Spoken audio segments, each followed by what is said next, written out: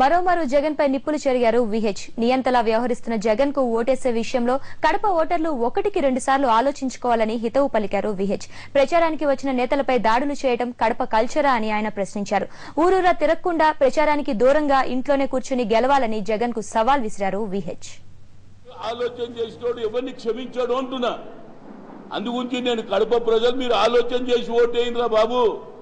ఇవాళ ఒక దినంది కాదు, రోజు బాధపడేది మీరు, మేం కాదు. ఏదో ఇవాళ డబ్బులు ఉండొచ్చు, ఆ డబ్బులు కూడా ఎవరైనా బసమ్మనే మావి దోచుకున్నారు, మా ట్యాక్సీలకు వెళ్ళి అవే తీసుకొని ఆయన పెట్టి మళ్ళీ పంచుతున్నారు.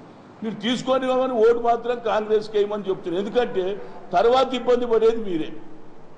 ఏదే కానీ ఒక దినంతో దూరం చేసుకోవడం బెటర్, కానీ రోజు శనిని మన నెత్తి మీద పెట్టుకునేది ఏమిటి అనేది నా ఉద్దేశం. కనుక పత్రికా సోదరులకు నా విజ్ఞప్తి ఏమిటంటే మీరు కొద్దిగా అప్రమత్తంగా ఉండండి. ఎందుకంటే he can go to any extent.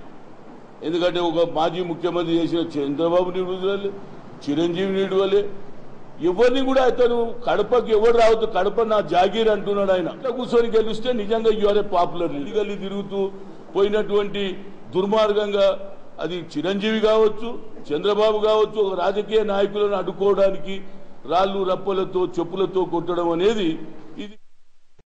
ruchulu.com making of Andhra recipes. Recipe videos in Telugu for all varieties of veg, non veg, baking snacks and desserts. Please visit ruchulu.com.